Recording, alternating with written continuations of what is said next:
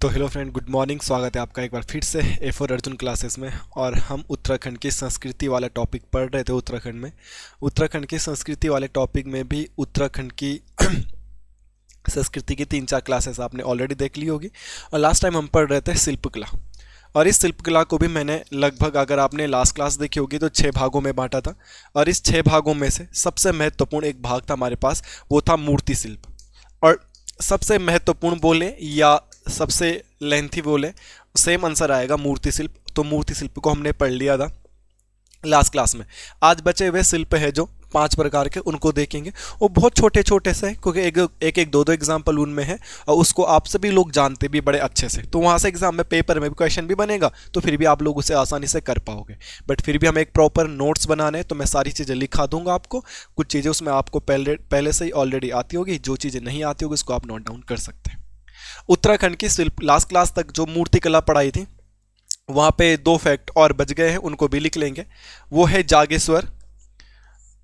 कल वाली क्लास का जो बच गया था, थोड़ा सा पहले मैं उसको कंप्लीट करवा देता हूँ। एक है जागेश्वर, और जागेश्वर के साथ आप लिख लेना कालीमठ। कल वाली क्लास देख लीजिएगा, जो आज पहली बार क्लास से जुड़ा है। जब कल वाली क्लास आप देखोगे तभी ये वाली क्लास समझ में आएगी, अदरवाइज नहीं आएगी। तो जो जगह लिखा है मैंने, एक लिखा है जागेश्वर, एक लिखा है कालीमठ। तो यहाँ से दुर्गा माता की प्रतिमाएं प्राप्त हुई है। तो क्वेश्चन आएगा, दुर्गा माता की प्रतिमाएं, दुर्गा माता की मूर्ति या दुर्गा माता की प्रतिमाएं कहाँ से प्राप्त हुई है? तो ये हुआ है कालीमठ और जागेश्वर से दुर्गा माता की प्रतिमा। और दुर्गा माता की प्रतिमा भी कैसे हुई है? सिंहवाहिनी। ये वाला तो सबको पता है, सिंहवाहिनी किसे बोलते भाई? शेर में बैठी हुई प्रतिमा, शेर पर बैठी हुई प्रतिमा इनकी प्राप्त हुई है, सिंहवाहिनी प्रतिमा। तो क्वेश्चन आएगा, दुर्गा माता की सिंहवाहिनी प्रतिमा कहाँ से प्राप्त हुई है? आप बोलोगे जागेश्वर से भी मिला हुआ है ऐसी मूर्तियां, और कालीमठ से भी मिला है। जागेश्वर में लास्ट क्लास में पढ़ा भी चुका था आपको। जागेश्वर कहाँ है? अल्मोड़ा में है, सब लोग अच्छे से जानते हैं। और कालीमठ के बारे में मैं बताऊं तो कालीमठ पड़ता है आपका रुद्रप्रयाग में, और कालीमठ में 2 नदियों का संगम भी होता है। रुद्रप्रयाग की सबसे फेमस, सबसे प्रसिद्ध नदी मंदाकिनी, और प्लस एक और नदी मिलेगी, उसका नाम है मधुगंगा। तो मंदाकिनी प्लस मधुगंगा का संगम कहाँ पे होता है? कालीमठ में ही होता है। ठीक है। और इस कालीमठ के नज़दीक एक जगह भी है, जिस जगह का नाम है कविल्टा, और यहीं पे ही कालिदास जी का भी क्या हुआ था? जन्म हुआ था। कालिदास जी का क्या हुआ था? जन्म हुआ था। ठीक है। अब आपने परीक्षावाणी पढ़नी है, सब लोग पढ़ते हैं। संस्कृति वाला टॉपिक देखना, कालिदास महोत्सव कब मनाया जाता है यहाँ पे, वो आपने कमेंट करके बताना। ये क्वेश्चन आपका है ना। बाकी एक्स्ट्रा फैक्ट मैंने बता दिया है। नॉर्मली कल वाली क्लास अगर आपने देखी होगी तो हमने मूर्तियाँ पढ़ी थी। क्वेश्चन आएगा, दुर्गा माता की मूर्ति कहाँ से प्राप्त हुई है? कालीमठ और जागेश्वर से, वो भी सिंहवाहिनी मूर्तियाँ प्राप्त हुई है। कालीमठ रुद्रप्रयाग में आता है, मंदाकिनी और मधुगंगा नदी का संगम यहाँ पे होता है। वो मैं आपको बता चुका हूँ, इतना क्लियर हो गया होगा आपका। नेक्स्ट लिखेंगे, और नेक्स्ट हेडिंग है आपकी चंबा। चंबा बाजार सबने सुना है, जहाँ धन सिंह की गाड़ी चले जाती है। चंबा का ओल्ड नेम का है? चंबा का ओल्ड नेम होता है चमुआ। ये मैं आपको पहले भी पढ़ा चुका हूँ। और जहाँ पर मैंने आपको टिहरी डिस्ट्रिक्ट पढ़ाया होगा, चंबा एज ए हेडिंग पढ़ा है, तो चंबा की मैंने सारी डिटेल वहाँ पे बड़े अच्छे से समझाई गई है। ठीक है। टिहरी डिस्ट्रिक्ट में आप देख लीजिएगा। जिला सीरीज आपको पढ़ना चाहिए अगर आप नए नए स्टूडेंट हैं। तो अगर आप उत्तराखंड की तैयारी नहीं कर रहे हैं तो आप प्लीज़ सबसे पहले जिला सीरीज पढ़िएगा, तभी आपको उत्तराखंड के बारे में बेसिक सी जानकारी प्राप्त हो जाएगी। और जब आपका बेसिक अच्छा रहेगा तो बाकी चीज़ आप आराम से समझ पाओगे। यहाँ से महिषासुर मर्दनी की मूर्ति प्राप्त हुई है। महिषासुर मर्दनी, महिषासुर एक राक्षस का नाम था। इसको मारते हुए माता ने जो स्वरूप लिया था, तो वही है महिषासुर मर्दनी की प्रतिमा कहाँ से प्राप्त हुई है? तो आप क्या बोलोगे? चंबा से प्राप्त हुई है। और इसके अलावा यहाँ पे एक और मूर्ति प्राप्त हुई है, जिसका नाम है शक्ति रंभा देवी। शक्ति रंभा देवी की मूर्ति भी कहाँ से प्राप्त हुई है? तो आप अगेन आंसर करोगे चंबा। इसे तो कनेक्शन करके याद भी कर सकते हैं, चंबा और रंभा, चंबा और रंभा। तो चंबा से रंभा देवी की मूर्ति प्राप्त हुई है। अगर आप लोगों को पता होगा, नहीं होगा तो अगर मैं बताऊं आपको माँ रंभा देवी के बारे में, तो रंभा देवी वही देवी थी जब लोगों ने, देवताओं ने और असुरों ने समुद्र मंथन किया था, तो समुद्र मंथन से निकली थी। ठीक है। तो बाकी ये कहानियाँ धार्मिक कहानियाँ हैं, आप इन्हें सुन लीजिएगा, मगर रंभा देवी वहीं से प्राप्त हुई थी। फिलहाल आपको लास्ट पॉइंट में, लास्ट टॉपिक से जो आपने क्लास देखी होगी, वहाँ से 2 क्वेश्चन बच गए थे, वो मैंने आपको लिखा दिए हैं। कि क्या क्या आपको याद करना था, मैंने दोनों चीज़ आपको बता दी है। एक मैंने ये बताया आपको आज वाली दुर्गा माता की प्रतिमा सिंहवाहिनी कालीमठ जाकेश्वर, और एक ये बता दिया रंबा देवी महिषासुरमर्दिनी की मूर्तियां प्राप्त हुई है चंबा से। ये लास्ट क्लास का थोड़ा सा बचा हुआ तथ्य था, बाकी हमने लास्ट क्लास में पढ़ लिया था। ठीक है, अब मूर्ति शिल्प से 3 वन लाइनर क्वेश्चन है। ये वन लाइनर क्वेश्चन से क्या इफेक्ट आएगा, देखो उत्तराखंड के पेपरों में आ चुका है, इसलिए मैं तुम्हें पढ़ा रहा हूं। एक है दीपावली, तो दीपावली के दिन लक्ष्मी माता की मूर्तियां बनाई जाती हैं। दीपावली के दिन हम घर की साफ सफाई करते हैं ना, नॉर्मल घर की साफ सफाई झाड़ू पोछा तो रोज ही लग रहा है, मगर हम लोग जब भी दिवाली आती है तो दिवाली के दिन अपने घर को बहुत अच्छे से सजाने की कोशिश करते हैं, यहाँ तक कि पेंट वगैरह भी करने लग जाते हैं कि भाई दिवाली आ गई, पेंट वगैरह करना है। तो ऐसा हम लोग सभी लोग करते हैं। तो दिवाली के दिन ही अगर कुछ वन लाइनर क्वेश्चन आएगा किससे, तो यहां पे आपको एक फैक्ट याद रखना, गन्ना। दिवाली के दिन गन्ने से और नारियल से, मैं दोनों चीजें यहां पे लिख रहा हूं। उत्तराखंड के एग्जाम में ऐसे ही क्वेश्चन आते हैं, और बीपीडीओ के पेपर को देख के तो आप इन चीजों को बिल्कुल भी नजरअंदाज ना करें। ये कल्चर वाली चीजें बहुत ज्यादा एग्जाम में आएगी और आती भी है, और अब तो और ज्यादा आने लग गई है, खासकर गढ़वाली और कुमाऊनी वाली तथ्य। तो गन्ने और नारियल से लक्ष्मी माता की मूर्ति बनाई जाती है, लक्ष्मी माता की मूर्तियां बनाई जाती है। तो क्वेश्चन आ सकता है भाई दिवाली के दिन लक्ष्मी माता की मूर्तियां किससे बनाई जाती है, तो गन्ने और नारियल का प्रयोग करके बनाई जाती है। हमारे यहाँ तो नहीं बनती, ना हमारे यहाँ गन्ना होता है जिस क्षेत्र में हम रहते हैं, ना नारियल होता है, तो हम लोगों को तो इसकी जानकारी होगी नहीं, मगर कहीं ना कहीं तो होता होगा ना उत्तराखंड में, तभी तो हम इसे पढ़ रहे हैं। अगर नहीं होता तो हम पढ़ते क्यों भाई, तो जिसके यहाँ होता होगा उन्हीं को पता होगा कैसे बनता है। हमारे यहाँ ना गन्ने की खेती होती ना नारियल की, बट हमें इसे किताबों में पढ़ा है, इसलिए आपको पढ़ा रहे हैं कि गन्ने और नारियल से क्या किया जाता है, लक्ष्मी माता की मूर्तियां बनाई जाती है। और लक्ष्मी माता की मूर्तियां कब बनाई जाती है, तो मेनली दीपावली त्योहार के दिन बनाई जाती है, आपको ये ध्यान रखना। अगला आपको एक और फैक्ट याद रखना है, और वो याद रखना है नंदा अष्टमी। एक और त्योहार है उत्तराखंड की कल्चर में, उत्तराखंड की संस्कृति में, जिसका नाम है नंदा अष्टमी। तो जब नंदा अष्टमी होता है तो अगेन मां नंदा की मूर्तियां बनाई जाती हैं, जिनको बोला जाता है नंदा सुनंदा। नंदा देवी की मूर्तियां बनाई जाती है, और उसको धार्मिक भावना में नंदा प्लस सुनंदा के नाम से जाना जाता है। तो ये, और अगला है नंदा सुनंदा। तो नंदा सुनंदा की मूर्तियां बनाई जाती, नंदा सुनंदा की मूर्तियां बनाई जाती हैं, और ये कब बनाई जाती है, नंदा अष्टमी के दिन। नंदा अष्टमी भी एक त्यौहार होता होगा भाई, तो नंदा अष्टमी के दिन बनाई जाती है, और किसकी मूर्तियां बनाई जाती है, नंदा सुनंदा की बनाई जाती है। इससे पहले आपने मूर्तियां पढ़ी तो आपने देखा लक्ष्मी माता की मूर्ति बनाई जा रही थी। कब बनाई जा रही थी, दीपावली के दिन बनाई जा रही थी। और किससे बनाई जा रही थी, मेनली आपने ये पढ़ा ना, गन्ना और नारियल से। सेम क्वेश्चन है भाई, नंदा सुनंदा की मूर्ति बन रही है, नंदा अष्टमी के दिन बन रही है, मगर मुद्दा तो यह है कि बनती किससे है, तो ये मूर्तियां बनाई जाती केले के तने से, केले के तने से। तो ये वाला एग्जाम में आने वाला क्वेश्चन है कि नंदा अष्टमी के दिन नंदा सुनंदा की मूर्तियां किससे बनाई जाती है, तो नंदा अष्टमी के दिन नंदा सुनंदा की मूर्तियां केले के तनों का प्रयोग करके बनाई जाती है। यही फैक्ट था, आप इसे नोट करके लिख सकते हैं। ठीक है, अगला दिन है, और वो आएगा मकर संक्रांति। ये क्वेश्चन आएगा मकर संक्रांति से। ठीक है, मकर संक्रांति। मैं तो अभी आपको उत्तराखंड में त्योहार वाला टॉपिक नहीं पढ़ा रहा हूँ, आप ये मत सोचना कि ऑल गया वगैरह ये नहीं पढ़ा रहा है, जो बीपीडीओ के पेपर में आया था। अब एक स्पेशल टॉपिक आएगा उत्तराखंड के त्योहार, वो चीज़ हम स्पेशल पढ़ेंगे भाई, कल्चर का टॉपिक है वो। तो मैं ये पढ़ा रहा हूँ कि मूर्तियाँ कहाँ पर बनाई जाती है। तो गन्ने की मूर्तियाँ कहाँ पर बनेगी, लक्ष्मी माता की दिवाली के दिन। नारियल की कहाँ पे बनेगी, लक्ष्मी माता दीपावली के दिन। केले से कहाँ पे बनेगी, नंदा सुनंदा अष्टमी के दिन, है ना। ऐसे टाइप के पढ़ा रहा हूँ मैं। द लास्ट पॉइंट लिख लीजिएगा, मकर संक्रांति के दिन। मकर संक्रांति के दिन किससे बनाई जाती, आटे से। आटे से टेढ़े मेढ़े मूर्तियां बनाई जाती, टेढ़े मेढ़े। जैसे कुरकुरा नहीं आता एक खाने के लिए टेढ़े मेढ़े, तो मूर्तियां भी नहीं बनाई जाती, ऐसे गुलगुले टाइप के बनाए जाते, तेल में तल के मीठे होते हों, तो उनके लिए बोला जाता है घुघतिया। क्या बोला जाता है दोस्त, घुघुतिया। तो क्वेश्चन आएगा घुघुतिया किस त्योहार में बनाए जाते हैं, तो घुघुतिया किस त्योहार में बनाए जाते हैं, मकर संक्रांति के त्योहार में बनाए जाते हैं। अब घुघुतिया किससे बनते हैं भाई, तो आटे से बनते हैं घुघुतिया। ठीक है। फिर ये बच्चों को दिए जाते हैं। अब बच्चे इनको रस्सी में पिरो के एक माला टाइप की बनाते हैं, छोटे मोटे आटे की गोलियों को, जो मीठे मीठे गोलियां होती तेल में तल के। और फिर कौवे कौवों को बुलाते हैं, उन मीठे गोलियों को कौवों को खिलाते हैं, चिड़ियों को खिलाते हैं। इसीलिए इस घुघुतिया त्योहार को, इसीलिए इस मकर संक्रांति या घुघुतिया त्योहार को काले कौवे का त्योहार भी कहते हैं। तो कभी क्वेश्चन आएगा निम्न में से किस त्योहार को काले कौवे का त्योहार कहते हैं, तो आप ध्यान रखना काले कौवे का त्योहार किसको कहते हैं। मकर संक्रांति के दिन जो घुघुतिया खिलाए जाते हैं ये कौवों को खिलाए जाते हैं, दैट्स वाई इसी त्योहार को काले कौवे का त्योहार भी कहते हैं। जैसे कल परसों बीपीडीओ के एग्जाम में आया था औलगिया त्योहार किसे कहते हैं ना, तो ध्यान रखना ऐसी क्वेश्चन बनेगा, तो आप इसको कर दीजिएगा।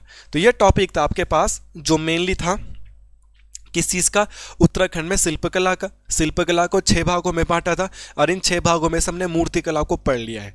मूर्तिकला को डिटेल से समझना है तो कल वाली क्लास को याद करें, और आज 3-4 क्वेश्चन मैंने मूर्तिकला के और आपको लिखा दिए हैं।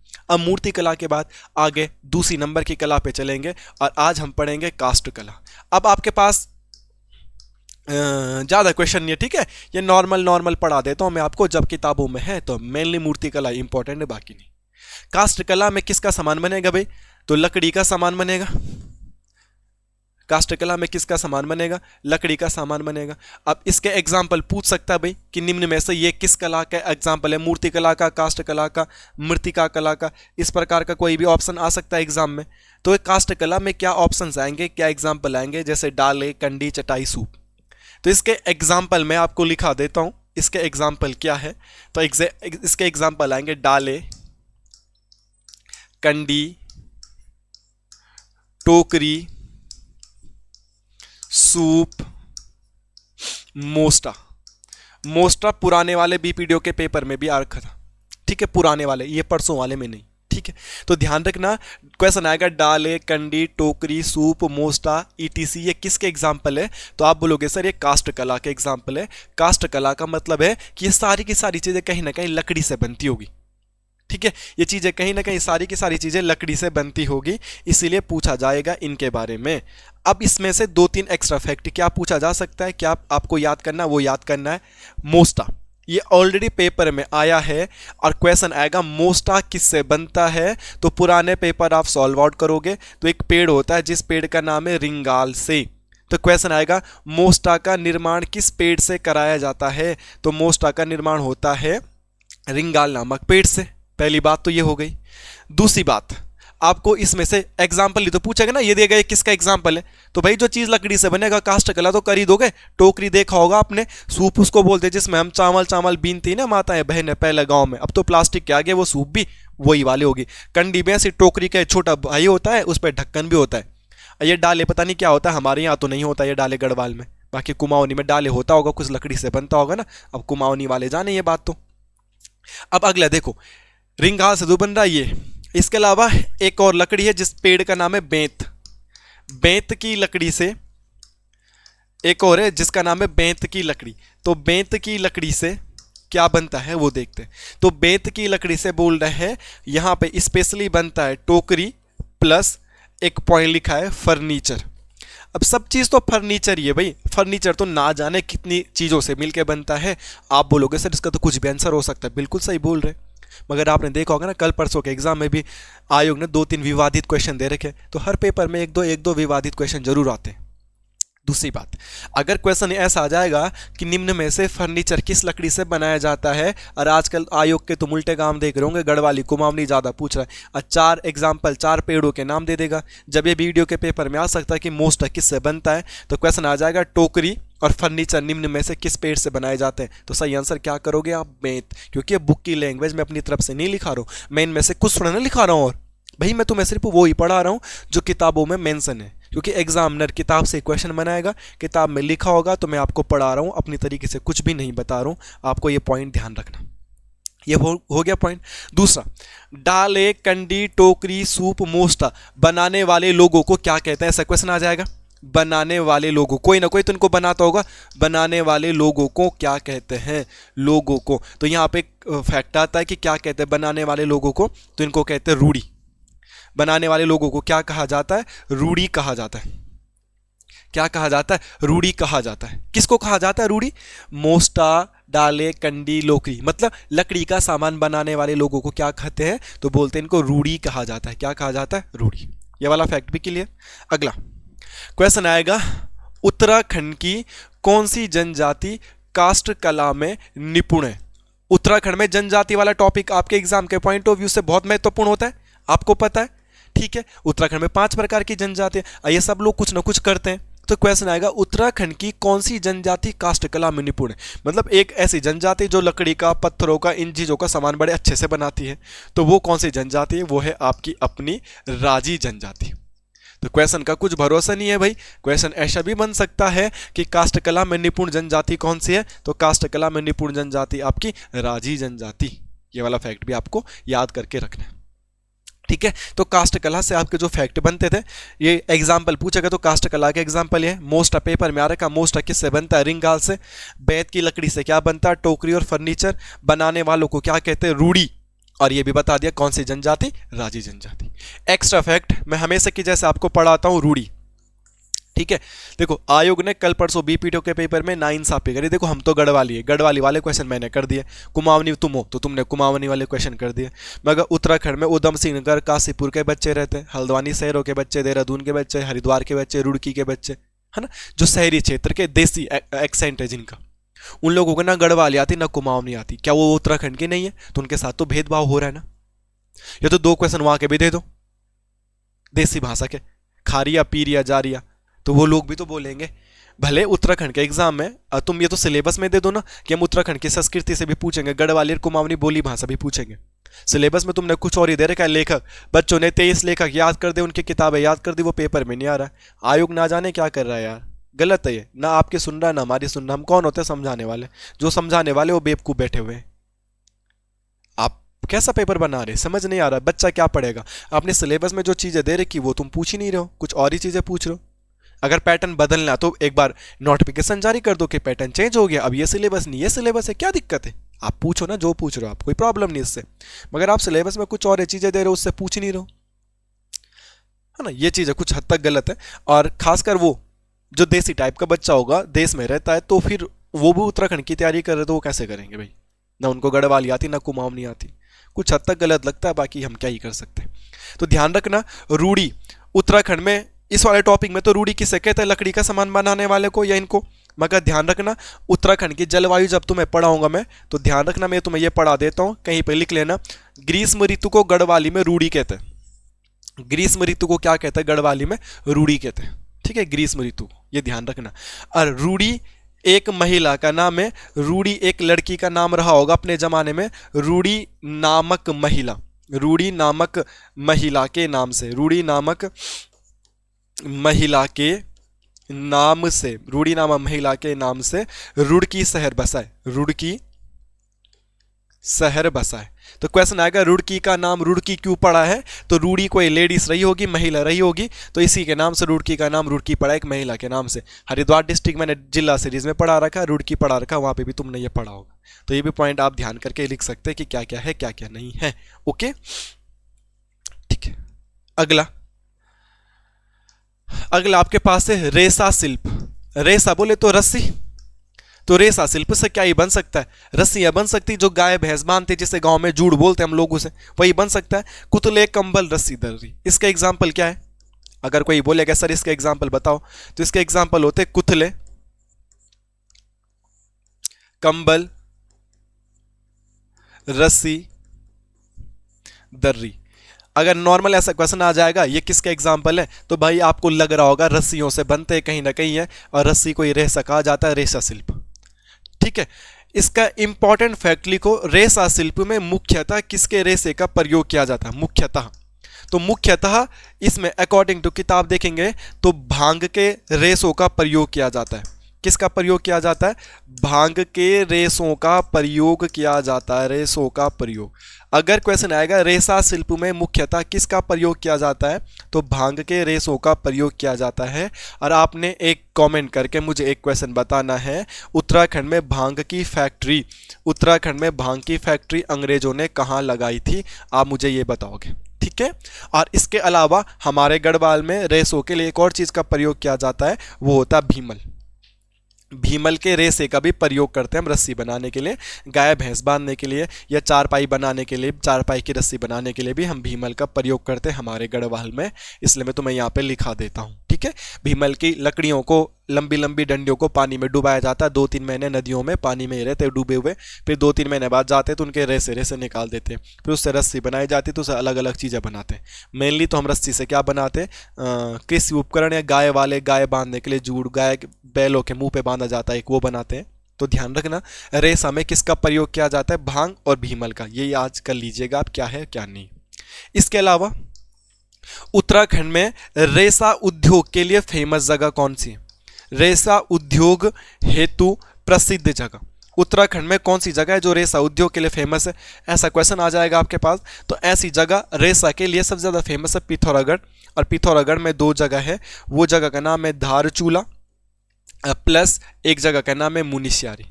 तो मेरे दोस्त ऐसा क्वेश्चन भी बन सकता है कि उत्तराखंड में रेसा शिल्प के लिए, रेसा उद्योग के लिए कौन सी जगह फेमस है, तो रेसा शिल्प और रेसा उद्योग के लिए धारचूला और मुनिस्यारी फेमस है, ये पॉइंट आपको याद करना है।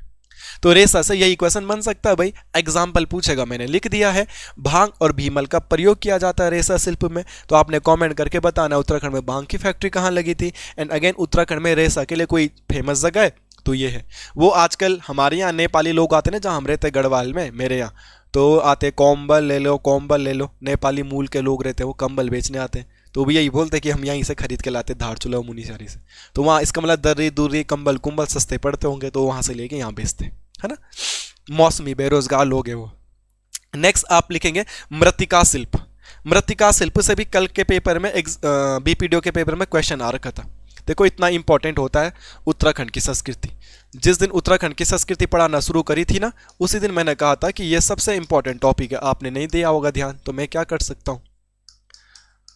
मृत्तिका शिल्प, मृत्तिका शिल्प में किस चीज के चीजें बनेंगे भाई, मिट्टी के चीजें बनेंगे, मिट्टी के बर्तन बनेंगे लगभग।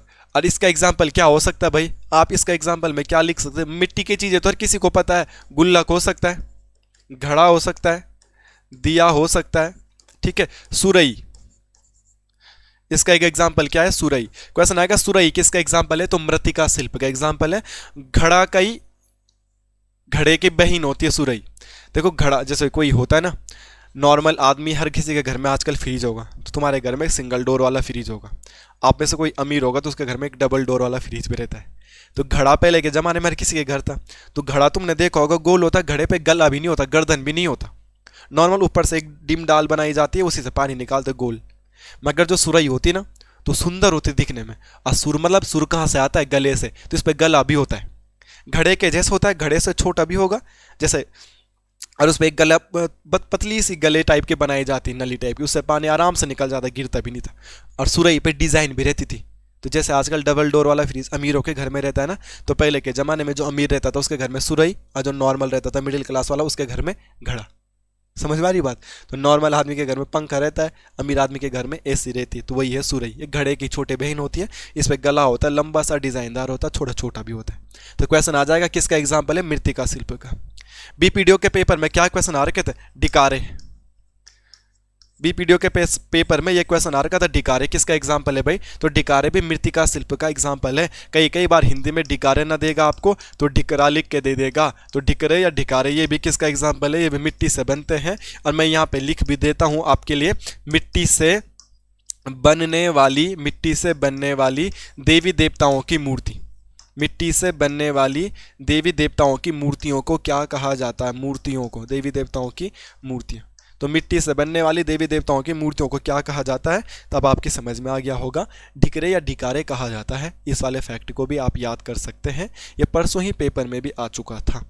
इंपॉर्टेंट करके इस चीज को याद करना, ठीक है। अगला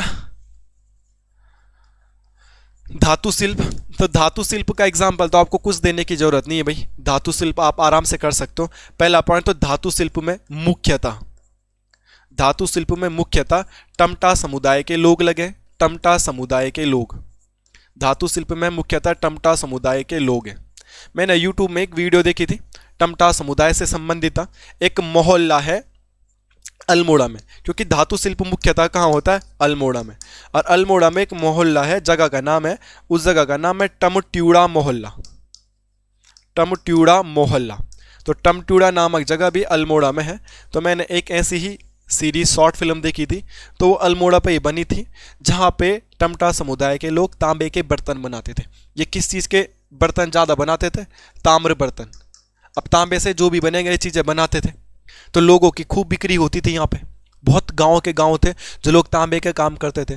तो इन पे एक इमोशनल सीरीज बनी थी, तो वो लोग वीडियो में ये बता रहे थे कि पहले हम लोग बनाते तो बिक्री होती थी, और अभी क्या हुआ, मॉडर्नाइजेशन आ गया, कंपनी फैक्ट्री मशीनें आ गई, कंप्यूटर की मदद से डिज़ाइनदार एक से एक बर्तन बना दिए जाते हैं, और अब हमारे बर्तन कोई खरीद नहीं रहा है।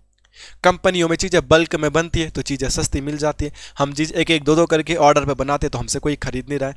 अब हमारे लोग भी, घर वाले भी नॉर्मल नौकरी करने चले गए, अपना जो मूल व्यवसाय था इसको छोड़ दिया है, बोला। तो एक इमोशनल बना रखी थी सीरीज। क्या फैक्ट आया?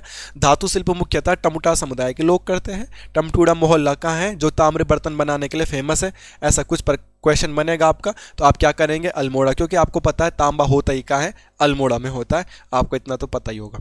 अब इसमें एग्जाम्पल आएगा भाई, किसके एग्जाम्पल दे दो, क्या धातु शिल्प के एग्जाम्पल क्या है? तो आपको पता होगा, इसके लिए बोला जाता है गागर। गागर हम लोग उसे कहते हैं जिसमें गाँव में हम पानी लाते हैं, ठीक है। एक शब्द आता है कसेरी, ठीक है, या कसरा इसे कहा जाता है, ये भी तांबे से बनता है। एक आता है परात, ठीक है, एक आता है लोटा।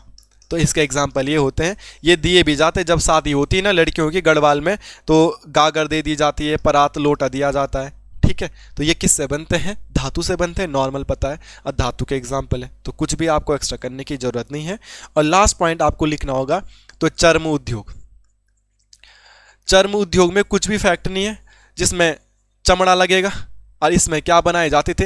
बेल्ट बनाए जाते थे, पर्स बनाए जाते थे, बैग बनाए जाते थे, जूते बनाए जाते थे। इनका एग्जाम्पल लिख के क्या ही करोगे यार, पेपर में भी आएगा तो सब कर देगा। बाकी लिखना भी होगा, जो चमड़े की चीज़ें जो होती है उनको आप लिख देना, है ना। बाकी कुछ भी लिखने की बताने की जरूरत नहीं है।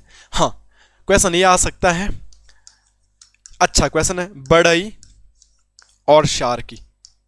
तो क्वेश्चन आएगा आपके पास, उत्तराखंड में चमड़े का काम करने वाली जाति को क्या कहा जाता है? चमड़े का कार्य करने वाली जाति को, कार्य करने वाली जाति को। तो चमड़े का कार्य करने वाली जाति को क्या कहा जाता है? बढ़ई या सार्की के नाम से जाना जाता है। ये वाला फैक्ट अगर आपको नोट करके लिखना है तो आप ये नोट करके लिख सकते हैं। बाकी आपका जो शिल्प कला वाला टॉपिक था, अब मैं समझता हूँ वो कंप्लीट हो चुका है। इससे ज़्यादा आपको कुछ पढ़ने की आवश्यकता नहीं है शिल्प कला में।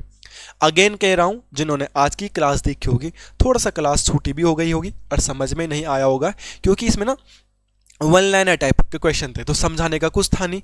फिर भी पेपर में क्वेश्चन बने थे, बीपीडीओ के पेपर में ढिकरा ढिकारा से मैंने बता दिया, ढिकरा ढिकारा मिट्टी से देवी देवताओं की मूर्तियां, ठीक है, इंपॉर्टेंट करके। इसमें से जो सबसे महत्वपूर्ण है वो है मूर्ति कला। तो जो कल वाली क्लास थी ना आपकी, ठीक है, जो आज वीडियो देख रहा हो कल वाली क्लास, उसको याद कर लेना दोस्त, वो बड़ा इंपॉर्टेंट है ना। आज वाली क्लास इंपॉर्टेंट तो सभी कुछ है, पेपर में कुछ भी आ सकता है, पर थोड़ा सा नॉर्मल है। बाकी मिलते हैं कल उत्तराखंड की संस्कृति का एक नए टॉपिक के साथ, तब तक चीज़ों का रिवीजन करें। धन्यवाद।